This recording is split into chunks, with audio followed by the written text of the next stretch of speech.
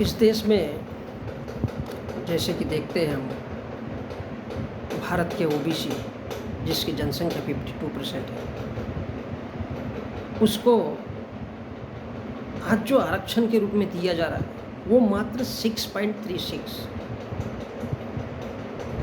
अब मुझे नहीं पता कि भारत के कितने लोग या ओबीसी इस बात को जानते हैं। भारत में जब मंडल आयोग बैठा तो मंडल आयोग ने भारत के अन्य पिछड़ा वर्ग की सिफारिश की और उस पर जब काम शुरू हुआ तो ब्राह्मणों ने बड़े ही चालाकी से उसे टाल दिया। अब जनसंख्या, भारत का संविधान कहता है कि जिसकी जितनी संख्या भारी, अर्थात जिसकी जितनी जनसंख्या, यदि भारत में ब्राह्मण, बनिया और ठाकुर है, अगर ये 15% है तो इनके 15 ही आदमी शिक्षक होने चाहिए, 15 ही आदमी प्रोफेसर होने चाहिए। लेकिन ऐसा होता नहीं। उनके पूरे के पूरे 90%, 80% लोग जाकर के उसमें घुसा दिए जाते हैं। इस देश में 52%, इस देश में 52% ओबीसी है। उसको ले दे करके कितना परसेंट दिया गया है? 6.36%। नौकरी ये वो मिला करके 6.36%। उसका 52% जनसंख्या है और 6.36 यदि उसमें से माइनस किया जाए तो 45.64 यानी 46% उनका अधिकार हड़प लिया। किसने हड़पा है? इस देश के ब्राह्मण, बनिया और ठाकुरों ने। कितना परसेंट हड़प लिया? 45.64%। उनको 52% देना चाहिए, तो हड़प कितना लिया है? 45.64%, केवल नहीं के बराबर। अब उनको कैसे समझ में आएगा कि इस देश में आरक्षण है या इस देश में भारत का संविधान उनके लिए कुछ चाहता है? इस देश में अनुसूचित जाति, शेड्यूल कास्ट, उसकी जनसंख्या 15% है, लेकिन उनको 5.92% यानी लगभग 6% तक ही सीमित रखा गया है। 5.92, उनका हड़पा हुआ 9.08%। वो किसके हक में जाता है? सपोज एक वैकेंसी निकलती है IAS IPS के लिए, तो उसमें कहा जाता है कि दलित इस योग्य नहीं थे, इसलिए ब्राह्मणों को ठूस दिया गया। दलित इस योग्य, ओबीसी के लोग इस योग्य नहीं थे, इसलिए ब्राह्मणों को ठूस दिया गया है, इसलिए वैश्यों को ठूस दिया गया है। अब 9.08% इस देश के दलितों का खा लिया जाता है, अनुसूचित जाति वर्ग के लोगों का। उनकी जनसंख्या 15%। 5.92% अब तक के 75 सालों में उन्हें केवल दिया गया है, यानी ऊँट के मुंह में जीरा। जितनी जनसंख्या है उतने की पूर्ति नहीं की गई है। कैसे मुख्य धारा में आएंगे ये लोग? और बार बार इस बात का जिक्र करते हैं कि आरक्षण आरक्षण आरक्षण। इस देश के ओबीसी के लोगों को भड़काने के लिए, इस देश के माइनॉरिटीज़ के लोगों को भड़काने के लिए। अब चलते हैं भारत के ST यानी शेड्यूल ट्राइब, अनुसूचित जनजाति के लोग। इनकी जनसंख्या भारत में 7.5% है।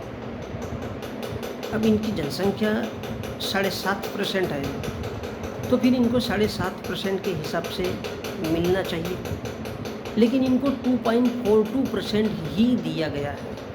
आज तक नौकरी में, चाकरी में जितने भी हिस्से में लगे हुए हैं, ये केवल 2.42%। बाकी का इनसे कितना हड़पा गया है? 5.08%। पूरी तरह से इनके अधिकार हड़प लिए गए। तो क्यों न वो जंगलों में आज भी वही उसी दयनीय स्थिति में रहेंगे, लेकिन जागरूक नहीं होंगे। इस देश के इस प्रकार ओबीसी 52% है, उसका हड़पा गया अधिकार 45.64 है। अनुसूचित जाति 9.08 हड़पा गया। आदिवासियों का हड़पा गया 5.08%। और ये कुल मिला करके हो जाता है 87%। जब हड़पा जाता है इनके अधिकार छीने जाते हैं, उसमें ब्राह्मण, बनिया और ठाकुर बैठते हैं।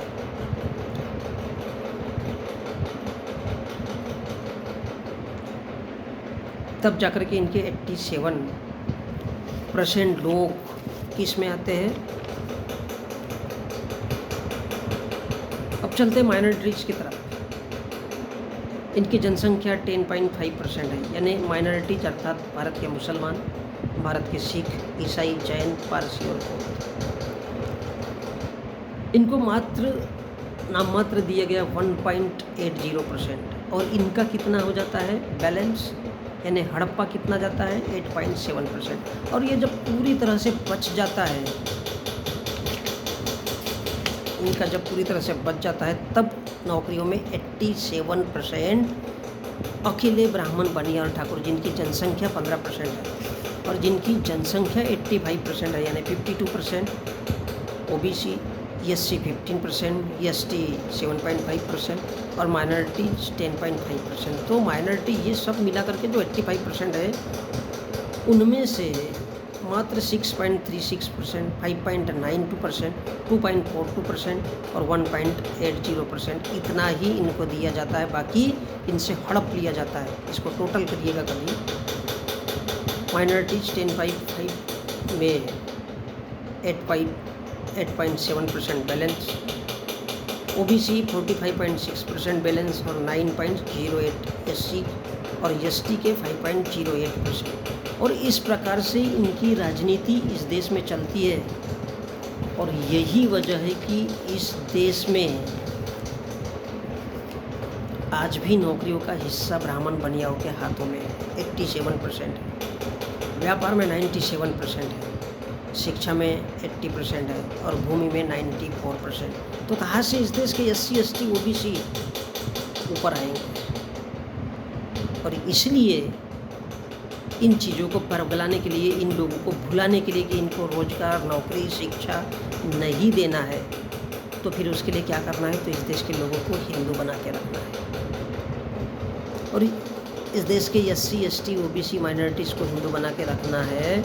और जब ये हिंदू बने रहेंगे तो मुसलमान से नफरत करना है, क्योंकि संख्या में भारत में हिंदुओं के बाद मुसलमानों की संख्या है। तो हिंदू को मुसलमान से लड़ा दो।